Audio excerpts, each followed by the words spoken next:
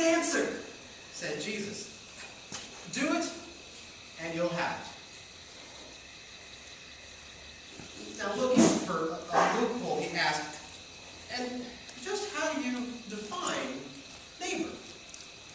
And so Jesus answered by telling him this story. There was once a man traveling from Jerusalem to Jericho, and on the way he was attacked by robbers. They took his clothes, beat him up, and went off, leaving him half dead. Now, luckily, a priest was on his way down that very same road.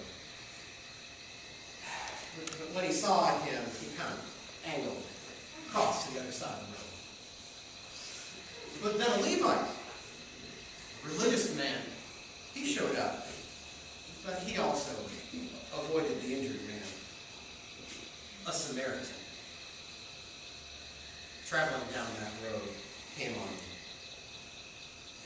And when he saw the man's condition, his heart went out to him, and he gave him first aid, disinfecting and bandages his wounds.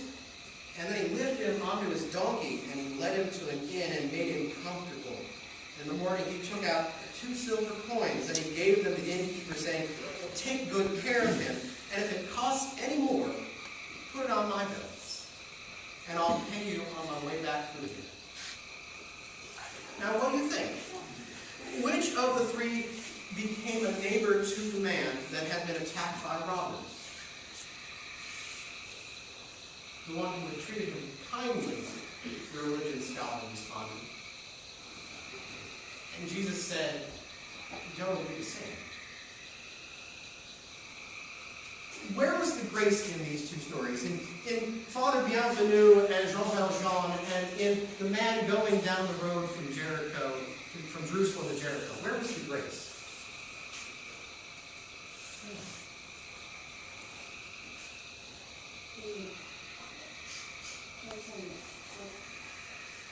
Person that helped.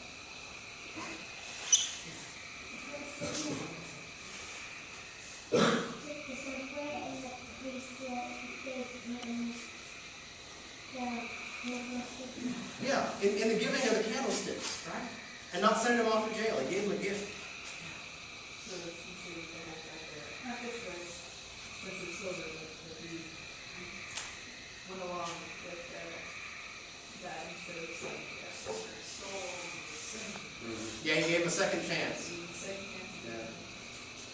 Opportunity to go down there.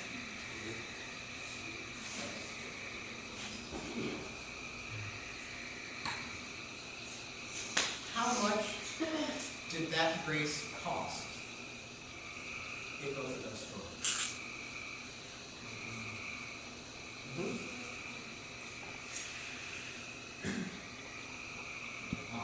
A lot. What did it cost? Money-wise? Yeah? Which one? Candlestick obviously cost a lot of money, instead of silverware, otherwise you wouldn't take it. Gotta pay for this, you gotta get healed, so it costs more. Digs into his own pocket, takes that silver and says it costs any more. He didn't even say there's a limit. Says, I'll just pay it when I come back. Yeah. Maybe to do the cost of anything. Maybe it doesn't even cost anything. Say more about that. Because like 2 silver candles, like in my eyes, seems pretty expensive, but in their eyes, it could be worth nothing to them. So it's a relative cost. Yeah. Yeah. So it's just what you perceive or what you think is expensive or very little or heaps. Who else? The funny thing about grace is that it costs differently depending on which side of the grace you're on. If you're the one who receives the grace, you just got a gift. It didn't cost you anything at all. But if you're the one who gave the gift, then it might have cost you something very dear.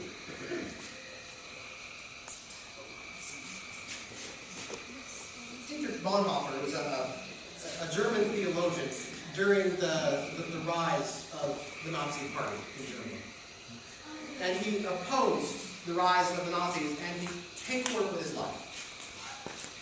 He says that he worried about, when we talk about God's grace, the gift that God gives us, freely, liberally, generously, he said he worried that when we talk about grace being free, that what we're really saying is that it's cheap.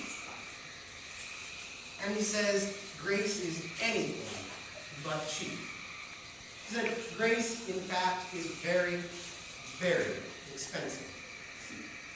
Because the gift that God gives us is of the most dear thing God has. His Son, Jesus Christ. His own life. And that's expensive. And so our response to that is tempered by how expensive it is. Oh, sure, it came to us free. We didn't do anything to earn it. We can't buy it. It wasn't for sale in the first place. And even if it was, now there wasn't a price attached to it. And if there was, we couldn't afford that. Because it is so expensive. He calls it costly grace, which is a bit of an oxymoron because we think of grace as free, it's gratis. In Louisiana, we call it lanyard. A little something extra. It didn't cost you anything. And yet, while grace comes to us freely, is the definition of grace, we didn't pay for it, grace can start to add up to be pretty expensive for us too. Because when Jesus gives us a gift, he invites us into relationship. He invites us to follow him. And that's where it gets expensive. Because we call our response to grace stewardship. Who knows what that word means? Stewardship. What is stewardship? Stewardship is what we do with what we got. So when your grandmother gives you for Christmas a sweater, what do? You write her thank you note, right? But what she really wants is for you to wear it. So maybe you wear it the next time she comes to town. But what she really wants is for you to enjoy that sweater. To wear it even when she's not around. When Jesus gives us a gift, he invites us into relationship. He invites us to follow him, which means to show our gratitude for what we got. Which, for the Good Samaritan, meant that God gave him the gift of time. That he could stop and help that man along the road. It cost him something. After all, he was headed somewhere in the first place. He just wasn't taking a stroll down that road. He might have been going to the market, and by the time he got to Jericho, half the day had already been gone, and he couldn't sell what he had until the next market day. It cost him something. He might have been falling into a trap. After all, there are robbers on this road. In fact, this might be a trap itself. This guy could just be thinking it. Or the people that beat him up might still be hanging around to beat me up too. He stops and he risks, for the sake of the man lying there on the side of the road. He risks his own wealth. He digs into his own pocketbook, into his own wallet, and takes out from there a money, 2 silver coins, and says, if you need more, I'll give it to you. That when Jesus calls a person, says Dietrich Bonhoeffer, he calls them to come and die.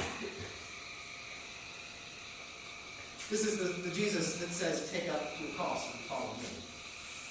The Jesus that says, there's no greater gift that a person can have than to give up their life for their friends.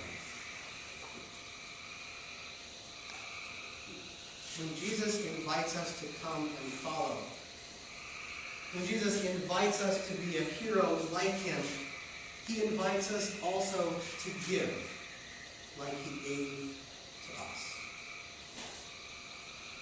And so go and be like him.